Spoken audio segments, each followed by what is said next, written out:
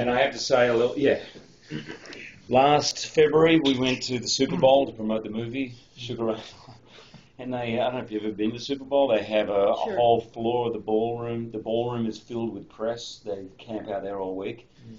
And you go around, I mean, there's the biggest football stars around, and you go around with Sugar Ray and you see these guys just turn into mush, right? They turn into like little kids.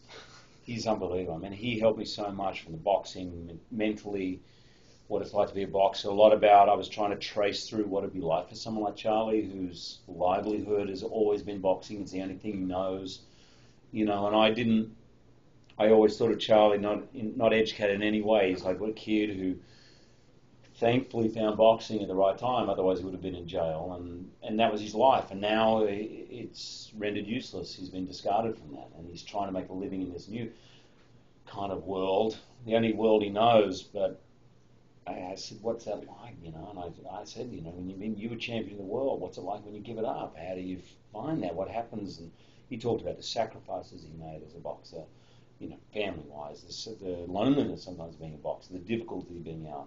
He talked about being a corner man, you know, which is essentially what my part is. And he really gave me a lot of gold, pure gold. Was the experience of making the film different than you thought it would be? Yeah, better than I thought it would be. I thought, as I read it, I was like, is this going to be cumbersome? Is it going to be slow? Generally, visual effects, everything slows down. And I saw that last fight, and I read that, and I loved it on the page, but I thought, we're going to be there for 6 weeks shooting this. It's so complicated, and there's so much with the shadow boxing outside, the fighting in the ring, the crowd.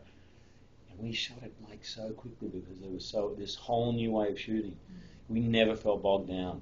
And to be honest, the biggest anxiety I had with the film was I didn't think the movie would work at all if there was no chemistry with me and the boy, or whoever played Dakota. Played Max, and that was Dakota, and not only was it fine, it was phenomenal. Like, he's one of the greatest actors I've worked with, you know. I count myself really lucky to have been with him, and we had a great time doing it. And Sean became one of my closest friends, you know, and that's rare, you know. He's a great director. So when did you know, or did you ever feel that this project was special? Probably 2 or 3 weeks in. We didn't shoot and then continue. We didn't really shoot the fighting sequences. There's big fighting sequences to the end. So it was pretty much just all drama. It was a relationship story or a road movie between this father and son, and the stuff with Bailey, and I just was really drawn into it. And even watching it back, I would find it would bring a kind of tear to my eye. I was like, okay, this, you know, I'm in it, you know, and I find it generally hard to watch myself, but I was really drawn into that relationship of that father and son, you know. So if there was a memorable moment for you, what would it be working on this project? I always remember that moment of standing with Sean at the monitor watching Dakota in that final scene. It's in slow motion in the film, but when we were shooting live, obviously not slow motion. So where he's watching Adam and he's scared, and then all of a sudden he looks over at Charlie, his father, and you just see it.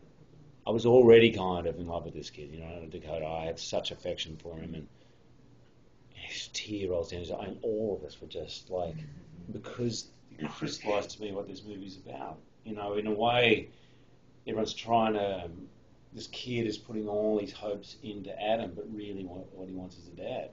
And he sees his father come into life in that moment, and it melts him. You know, and I'll never forget that moment. It was great. This is a massive PR publicity tour, but worldwide and international publicity. So what's next for you as far as... I'm going to Broadway to do a one-man show for 10 weeks. Do some real sweating, although this room is hot. I know. And then I go and do the movie version of Les Miserables, the musical, with Tom Hooper's directing, Russell Crowe, myself, and I can't tell you who some of the others are, unfortunately. It's very close. I think it'll come out tomorrow. And then Wolverine, an eclectic year ahead.